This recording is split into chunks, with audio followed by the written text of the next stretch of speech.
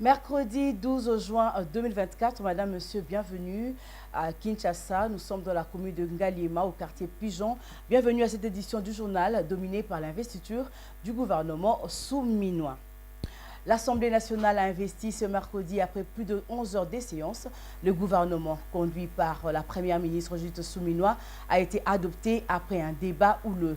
Mais Judith Souminois a rencontré les préoccupations des élus légitimes du peuple. À partir de ces moments, les membres du gouvernement peuvent procéder à la remise et reprise avec l'équipe sortante et passer directement à l'action. Suivez. Judith Souminois et son gouvernement ont été investis cette nuit après une session marathon au Palais du Peuple. La première ministre a présenté son équipe et son programme d'action devant des parlementaires. Après son discours, elle a répondu aux questions des députés. La session s'est terminée à 2 h du matin, heure de Kinshasa. Parmi les 405 députés présents, 397 ont voté en faveur de l'investiture. Devant les parlementaires, Judith Souminois a placé l'emploi au cœur de l'action de son gouvernement avec pour ambition de créer 6,4 millions d'emplois d'ici 2028. Le deuxième pilier de l'action gouvernementale est la sécurité. En plus de l'armée, le gouvernement veut mettre l'accent sur la police. Judith Souminois a déclaré que les efforts de son gouvernement seront orientés vers le financement et l'opérationnalisation des actions et projets contenus dans la loi de programmation de la police. Cela inclut la construction d'une académie de haut niveau, la formation des nouveaux policiers et leur répartition équilibrée sur l'ensemble du territoire national. Dans les secteurs de la justice, la mesure phare du gouvernement sera d'assurer une couverture optimale en termes d'implantation des cours et tribunaux. Par ailleurs, le gouvernement s'engage à réhabiliter et à entretenir 10 000 km de routes des dessertes agricoles par an. À noter que ce gouvernement de 54 membres est le fruit de la coalition majoritaire à l'Assemblée nationale, à savoir l'Union sacrée de la nation, famille politique qui a accompagné Félix Tshisekedi lors des élections générales de décembre 2023. Parmi les 54 membres, il y a 30 nouvelles figures, 15 ministres du précédent gouvernement reconduits à leur poste et 9 autres ont été reconduits mais affectés dans d'autres portefeuilles.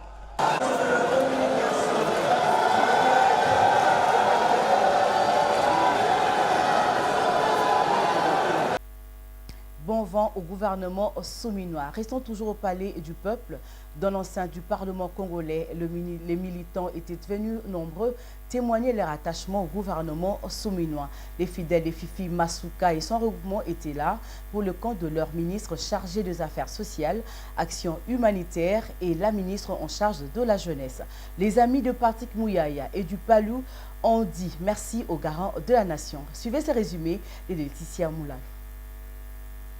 Mobilisée par la secrétaire générale AI, Gina Machala, du parti Front des Indépendants pour la démocratie chrétienne, FIDEC, parti de la gouverneure Fifi Masuka Saini, les militants et sympathisants des 4 fédérations FIDEC Kinshasa ont créé une ambiance particulière au Palais du Peuple pour participer à la cérémonie d'investiture du gouvernement Judith Souminois Toulouka, dans lequel se trouvent les membres du parti, tels la ministre chargée des Affaires sociales, Action humanitaire, Nathalie Aziza Mounana, et la ministre en charge de la jeunesse et éveil patriotique, Noéla Ayeganagato. Nous sommes là pour accompagner nos 2 excellences que nous avons eues au sein du parti. Nous devons les accompagner en cette journée aujourd'hui, faire cette preuve d'une journée d'investiture. Et en cela, nous profitons encore une fois de plus l'occasion de remercier le chef de l'État, le président Félix Antoine Tshisekedi Tshilombo, pour son choix porté sur la femme. Et nous allons encore remercier la ministre Judith Souminois, sans oublier le comité moral du FIDEC de Fifi Masuka Saini. Tout chapeau à vous, maman. Le gouvernement Judith Souminois est investi avec une particularité d'avoir un cadre permanent d'évaluation à déterminer en collaboration avec l'Assemblée nationale. Dans un autre registre, une délégation de députés nationaux élus du Kasaï ont échangé le lundi 10 juin dernier avec le ministre d'État en charge des infrastructures, travaux publics, Alexis Guissaro. Les échanges ont tourné autour de l'évolution du pont Kaloubo qui s'est effondré dernièrement. Regardez. C'est une séance de travail axée sur les infrastructures routières dans la province du Kasaï. Les députés de cette province ont ensemble avec le ministre d'État en charge des ITP, Alexis Guissaro, passé en revue l'état des infrastructures routières et autres ouvrages estimant que la province du Kasaï est placée dans les oubliettes. Très attentif à leurs doléances, Alexis Guissaro a rassuré ses représentants du peuple du positionnement de la province du Kasaï dans les différents projets routiers du gouvernement congolais. La problématique des érosions et la quantité réservée aux ITP dans le budget de l'État ont aussi été examinées. Nous avons émis le vœu de voir le gouvernement de la République se préoccuper aussi des questions d'ordre d'infrastructure dans la province du Kasaï. Nous avons beaucoup insisté, l'espace Kasaï, c'est 5 provinces. Et la province de 5 provinces, l'espace Kasaï, et la province du Kasaï est une province à part entière. Souvent, l'opinion et même les autorités ont tendance à penser que l'espace Kasaï, c'est un seul coin. Nous avons aussi droit à la vie, nous avons aussi droit aux avantages de l'État congolais et c'est pourquoi nous avons passé ce moment important avec le ministre. Nous en sortons très heureux parce que le ministre a décidé de positionner la route allant de kilomètre 600, Idiofa, Ilebo, Mweka, Bedemba et Kananga dans le fond chinois. Et là, ça nous a beaucoup intéressé. Et également, la question des érosions a été abordée par le ministre. Certes, il y a un problème de financement qui se pose. Nous, en tant qu'autorité budgétaire, en tant que députés nationaux, nous sommes résolus à avoir un œil regardant sur la quotité réservée au ministère des Infrastructures. Au sujet du pont flottant, pont Luebo, qui s'était effondré dernièrement, ces élus sont rassurés des réponses du patron des ITP qui annonce pour bientôt la disponibilisation des fonds pour la réhabilitation de cet ouvrage. Le ministre a pris l'engagement, après dépôt du devis du pont qui sera présenté par les structures techniques, et de contacter le fonds pour que les fonds soient disponibilisés afin que dans les meilleurs délais que ce pont soit réhabilité.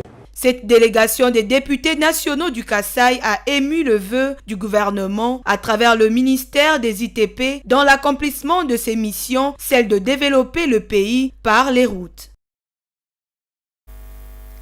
En page africaine, le parti de l'ancien président Jacob Zuma cherche à suspendre la séance parlementaire pour contester les élections. Le troisième plus grand parti politique d'Afrique du Sud, dirigé par l'ancien président Jacob Zuma, a déposé des documents juridiques demandant la suspension de la première séance du Parlement prévue pour ce vendredi afin d'élire les présidents du pays. Merveille Lusamba pour ce reportage. Le parti Mkoto Wesizwe de Zuma a déclaré qu'aucun des 650 nouveaux députés ne participera à la séance. Le parti a précédemment déposé des objections auprès de la commission électorale indépendante alléguant des irrégularités généralisées lors de l'élection nationale le mois dernier. Le MK a obtenu un peu plus de 14% de voix. Cependant, le parti, également connu sous le nom de MK, n'a pas publiquement présenté des preuves à l'appui des allégations, tandis que la commission a affirmé avoir examiné toutes les objections. Les défis juridiques demandent maintenant à la Cour constitutionnelle d'annuler la décision de la commission de déclarer les élections libres et équitables et ordonner au président de convoquer les nouvelles élections. L'élection a vu le parti au pouvoir, le Congrès national africain, perdre sa majorité au Parlement pour la première fois depuis qu'elle est arrivée au pouvoir il y a 3 décennies, à la fin de l'apartheid. Alors que l'ANC cherche à former un gouvernement d'unité nationale avec les divers partis d'opposition, l'issue de ces pourparlers déterminera qui le Parlement choisira comme président de l'Afrique du Sud. Le président Cyril Ramaphosa, rival de Zuma, cherche à être réélu pour un second mandat. Et puis un vent d'espoir souffle à Gaza après l'adoption par le Conseil de sécurité de l'ONU d'un plan visant à mettre fin à la guerre entre Israël et les Hamas. Le texte souligne que si les négociations durent plus de 6 semaines pour l'étape 1, le cessez-le-feu se poursuivra pendant toute la durée des négociations, nous rapporte Diane Mbonga. La résolution adoptée lundi par 14 de 15 membres du Conseil de sécurité propose un plan de paix en 3 étapes, à savoir la cessation des hostilités, les retours des otages et enfin la reconstruction de Gaza. Après l'adoption de la résolution de l'ONU, les réactions à Gaza sont empreintes d'un mélange d'espoir et de prudence. Nous espérons que cette décision sera respectée par toutes les parties. Bien qu'il y ait eu plusieurs tentatives de cesser le feu, nous souhaitons que celle-ci soit effectivement mise en œuvre par tous, sans opposition. Nous espérons pouvoir revenir à Gaza. Cela suffit, nous sommes épuisés. La situation est indescriptible. La guerre doit cesser. Nos enfants ont été tués et nous n'avons pas vu nos familles, nos neveux, nos frères, les personnes qui nous étaient si chères. Ils sont tous partis. Il ne nous reste plus que Dieu. Des dirigeants ont plaidé mardi en Jordanie lors d'un sommet sur la crise humanitaire à Gaza pour un plus grand accès de l'aide dans ces territoires dévastés par la guerre et soutenus par les cessez-le-feu proposés par les États-Unis.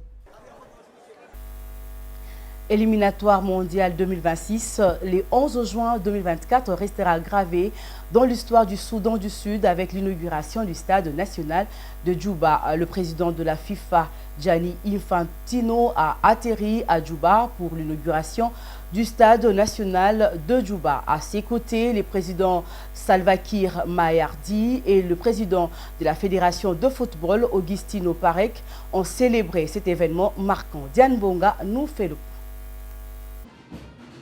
La FIFA a investi près de 7 millions de dollars, soit 5,49 millions de livres sterling, dans la construction de cette installation sportive moderne.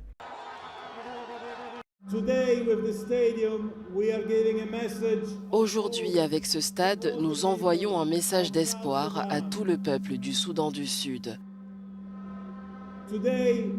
Aujourd'hui, avec le football, nous unissons le monde. Nous unissons le Soudan du Sud, l'Afrique. Tous ceux qui aiment notre jeu, tous ceux qui aiment le football, tous ceux qui aiment la paix. Aujourd'hui, nous unissons tous ceux qui aiment l'unité.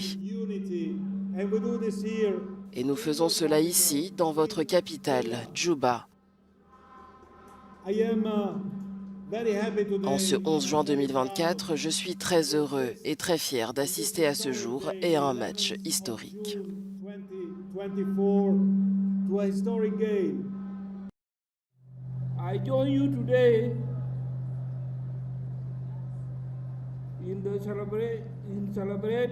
Je me joins à vous aujourd'hui pour célébrer l'inauguration de notre première installation sportive moderne, le Stade national de Djouba.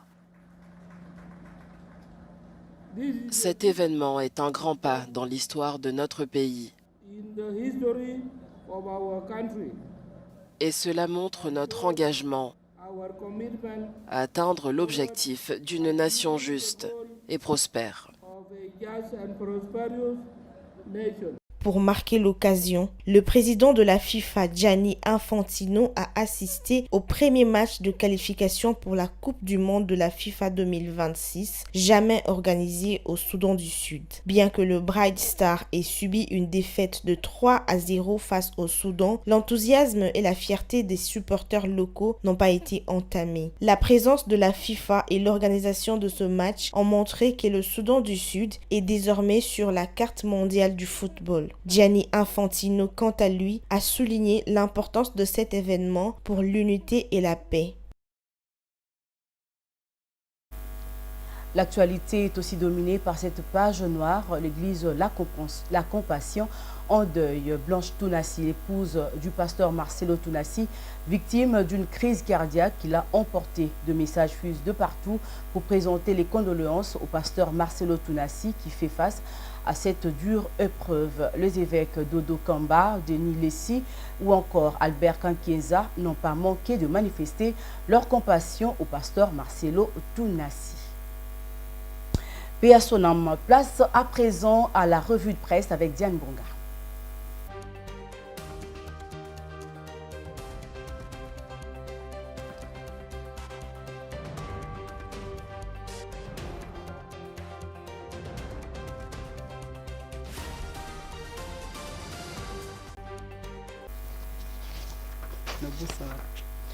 Voilà, c'est maintenant la revue de presse avec Diane Bonga. Bonjour. Bonjour, Ranta. L'Assemblée nationale investit le gouvernement souminois. Alors, le journal paru ce mercredi à Kinshasa est plus centré et préoccupé sur la présentation du programme du gouvernement de l'investissement de l'investiture de Judith Souminois. Alors, on commence cette ronde avec l'agence congolaise de presse. Les députés nationaux de la République démocratique du Congo ont approuvé mercredi à Kinshasa dans une écrasante majorité les programmes 2024-2028 du gouvernement souminois, rapporte l'agence de presse. Sur un total de 405 députés qui ont participé au vote, 397 ont dit oui et 8 autres s'y sont abstenus, détaille l'agence. Voilà, après plus de 11 heures de séance, l'Assemblée nationale, le gouvernement souminois Toulouka investit Diane Bonga. Oui, sur le même volet, mais avant cette investiture, la première ministre a dû puiser dans sa réserve de patience et pour s'en rendre compte, après la présentation du dit programme, détaille le quotidien, les députés ont annulé, après l'ouverture du débat en plénière, des recommandations au chef du gouvernement en vue de son enrichissement. À la surprise générale, malgré l'heure tardive, la première ministre n'a pas sollicité 24 voire 48 heures pour revenir et rencontrer les diverses préoccupations exprimées par les députés dans la travée de l'hémicycle. À la place, elle a sollicité juste 30 minutes pour répondre à toutes les questions qui lui ont été posées lors du débat, constate le tabloïd. Voilà, un autre titre, c'est Bukavu, au moins 150 familles sans abri à la suite d'un incendie à Kadutu. Autre chose, Mediacongo.net fait savoir qu'environ 150 ménages vivent depuis dimanche 9 juin à la Belle Étoile après qu'un incendie a ravagé leur habitation dans la commune de Kadutu à Bukavu au sud Kivu. Selon des sources sur place, ces familles sinistrées mènent une vie pénible sur les sites rasés par l'incendie et qui est situé sur l'avenue Loama à proximité du marché central de Bukavu. Des observateurs dans la zone dénoncent la construction anarchique. Ils indiquent que les maisons sont collées les unes aux autres dans une majeure partie dans la ville de Bukavu. Selon eux, c'est cette proximité qui explique les dégâts énormes enregistrés en cas d'un incident dans ce quartier de Bukavu. On revient sur l'investiture du gouvernement. Le gouvernement de la première ministre Judith Toulouka envisage de faire de déchets produits dans les grandes villes du pays une opportunité économique. Oui, clôturons cette revue, mais cette fois-ci avec 7sur7.cd, c'est ce qu'on peut lire dans la 4e axe du 6e pilier du programme que la Première ministre a présenté le 11 juin 2024 à l'Assemblée nationale. Cet axe dont l'intitulé est « L'amélioration de la gouvernance environnementale et l'assainissement dans les villes ». Pour y arriver, le gouvernement compte de responsabiliser les municipalités et veut que 50 000 personnes soient impliquées dans la gestion de chaque tonne de déchets. Il prévoit de créer 50 000 emplois par million de tonnes dans les villes grandes productrices de déchets solides, de mettre en place un mécanisme institutionnel national de gestion de déchets et enfin élaborer et mettre en œuvre un programme de municipalisation accélérée des villes, lit-on dans les 10 programmes. Merci beaucoup Diane Bonga pour la lecture de journaux parus ce mercredi 12 juin dans la capitale congolaise. Et c'est la fin de cette édition de la mi-journée sur Mandico Télévision. Retrouvez à 19 h Bijou Lumuna Massita pour la grande édition. Au revoir.